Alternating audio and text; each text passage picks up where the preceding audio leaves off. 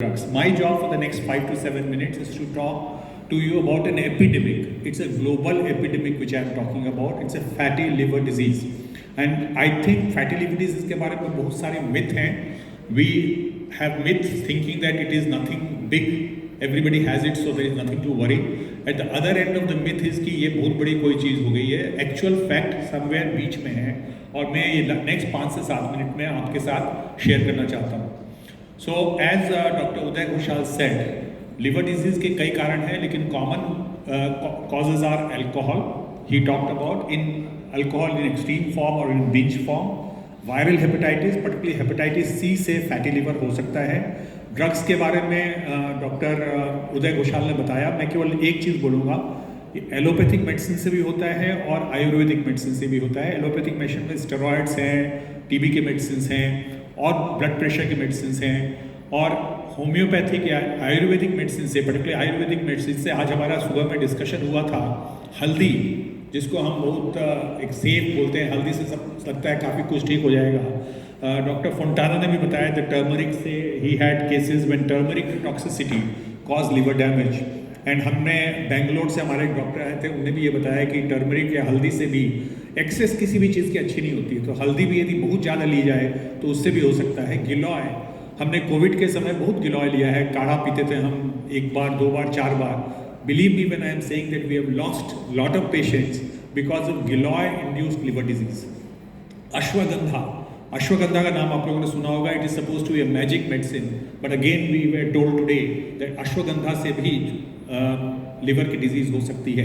So drugs are a very important cause of liver disease, genetic causes, but what I'm going to talk about is NAFLD. और मैंने बोला कि fatty liver disease एक global epidemic हो रखा है, पूरे वर्ल्ड में फैला हुआ है, और शायद ये बीमारी जितनी है और कोई बीमारी नहीं है.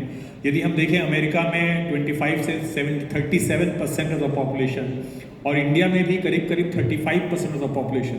तो मोदी जी रोज़ बोलते हैं 140 करोड़ भारत, 140 करोड़ भारत. यदि आप 37% देखें 140 करोड़ में से, तो करीब 50 करोड़ लोगों को फैटी लिवर डिजीज़ है.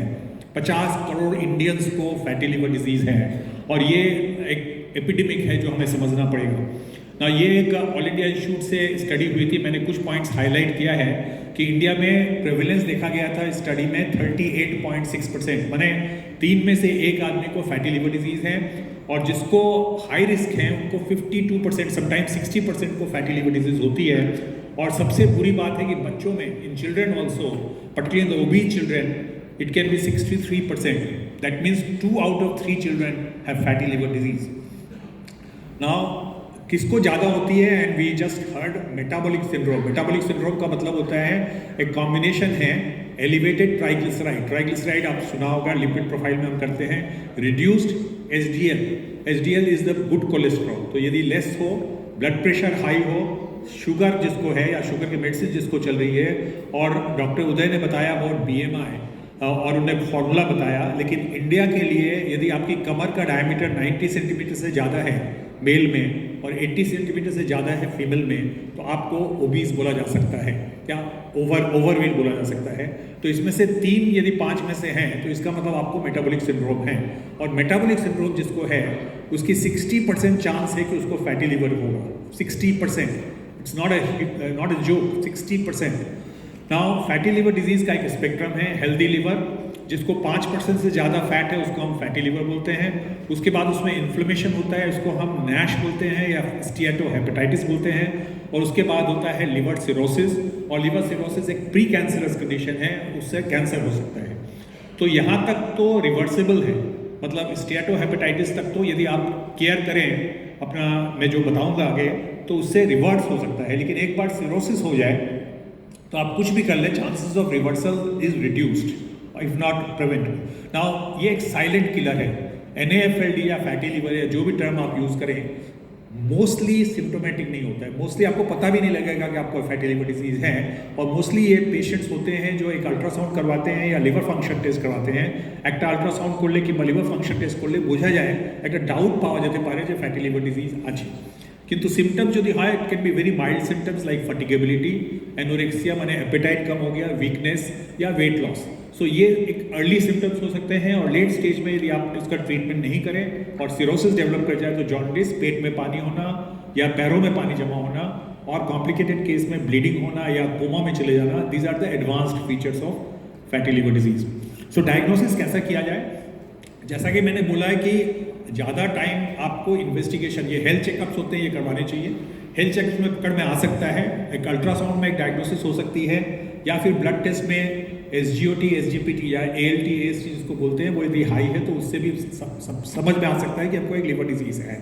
लेकिन कई बार अल्ट्रासाउंड मिस कर सकता है, कई बार लिवर फंक्शंस एबनॉर्मल नहीं भी हो सकते हैं, तो अच्छा है कि एक रेगुलर मेडिकल चेकअप किया जाए।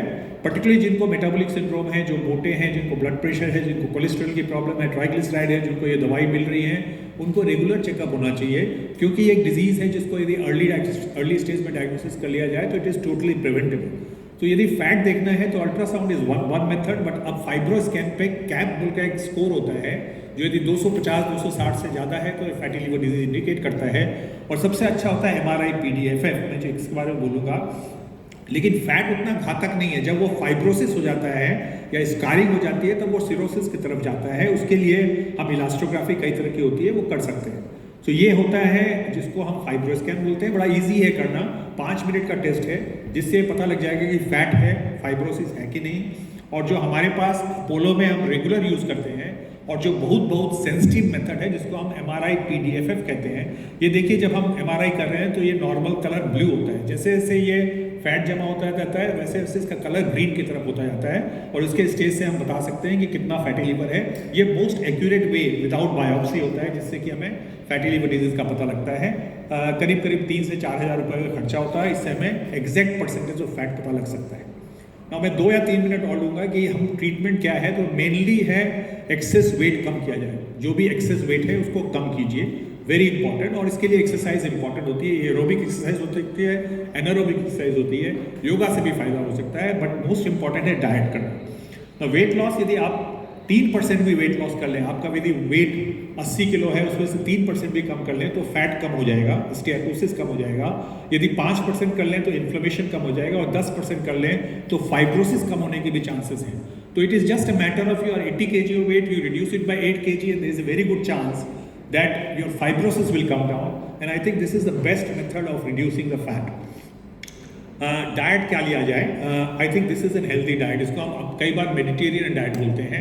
मेडिटेरियन डाइट का मतलब हो गया फल लिया जाए, सब्जी लिया जाए, और जैसा कि डॉक्टर उदय बोल रहे थे कि avoid what is ultra processed food. ये चिप्स होते हैं, कुकीज़ होते हैं, आइसक्रीम, ये सब अल्ट्रा प्रोसेस्ड फूड होते हैं। कोलास, इवन डाइट कोला, जो हम समझते हैं कि डाइट कोला बहुत अच्छी चीज़ है, डाइट कोक लेते हैं कि भाई कोई कैलोरी नहीं जाएगी, उसका यदि अंदर में देखा जाए तो उसके अंदर अल्ट्रा प्रोसेस्ड फूड होता है। ये एक हेल्दी डाइट है जिसको मेडिटेरियन डाइट बोलते हैं। ये सब समय संभव नहीं भी हो सकता है हमारे इंडियन डाइट में, लेकिन आई थिंक इसी के आजू बाजू घूमना चाहिए और हमें उसी तरह का डाइट लेना चाहिए। तो यदि क्या डूज एंड डोंट्स है फैटी लिवर के लिए, तो eat whole grain cereals, include more salad in your meals, eat fruits in between main meals, use nuts like almonds and sprouts, eat whole fruit instead of fruit juice, and plan for food. Don't take more oil, fast food and fried food avoid करना है, sweet pastries, bake foods avoid करना है, red meat avoid करना है, alcohol एक limit के बाहर avoid करना है, एक्स्ट्रा सॉल्ट नहीं लेना है। ट्रीटमेंट और भी है, मैं इसमें ज़्यादा डिटेल्स में नहीं जाना चाहता। विटामिन ई और कई तरह की मेडिसिन हैं, कई बार सर्जरी की ज़रूरत पड़ सकती है, लेकिन जो मैं कहना चाहता हूँ कि ये प्रिवेंटेबल डिजीज़ है, ये क्योरेबल डिजीज़ है, लेकिन अर्ली डायग्नोसिस होना बहुत ज़रूरी है। ये हमारी टीम है अपोलो की। इसके बाद मैं डॉक्टर रॉबर्ट फंटाना को बोलूँगा in his terms, if he wants to speak a little bit to our general public for the awareness. Dr. Fontana, Dr. Robert Fontana, will you like to make some comments? Sure. And then I'll request Dr. Ajit Bhadoria to briefly tell you about preventive hepatology.